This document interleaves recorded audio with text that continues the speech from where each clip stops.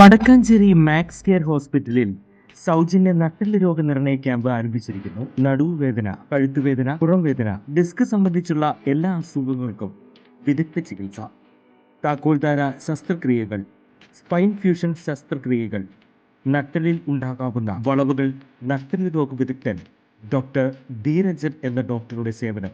കൂടുതൽ വിവരങ്ങൾക്ക് 9188401016. Max Care Hospital, Vadakkanchery.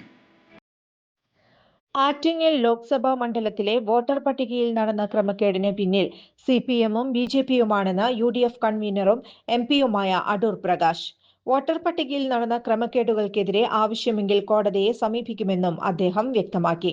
Rahul Gandhi നേരത്തെ തന്നെ ഈ വിഷയങ്ങൾ ജനങ്ങൾക്ക് മുന്നിലെത്തിച്ചിട്ടുണ്ടെന്നും ജനാധിപത്യത്തെ എങ്ങനെ തകർക്കാം എന്നതിൽ ഗവേഷണം നടത്തുകയാണ് മാർക്സിസ്റ്റ് പാർട്ടിയും BJP-യുമെന്നും അദ്ദേഹം കൂട്ടിച്ചേർത്തു. കോന്നിയിൽ മത്സരിക്കുന്ന കാര്യത്തിൽ പാർട്ടി തീരുമാനം എടുക്കുമെന്നും ഇതുവരെ തന്നോട് അഭിപ്രായം ചോദിച്ചിട്ടില്ലെന്നും അടൂർ പ്രകാശ് മാധ്യമങ്ങളോട് പറഞ്ഞു. വോട്ടർ പട്ടിക ക്രമക്കേടുകൾക്കെതിരെ ശക്തമായ നിലപാടെടുക്കാനാണ് UDF തീരുമാനം. 2019 ആറ്റിങ്ങലിൽ കണ്ടെത്തിയ ക്രമക്കേടുകളാണ് ഇപ്പോൾ വീണ്ടും സജീവ ചർച്ചയാകുന്നത്. രാഹുൽ ഗാന്ധിയുടെ പദയാത്രയ്ക്ക് എല്ലാ നേതാക്കളുടെയും പിന്തുണയുണ്ടാകുമെന്നും അടൂർ പ്രകാശ് വ്യക്തമാക്കി.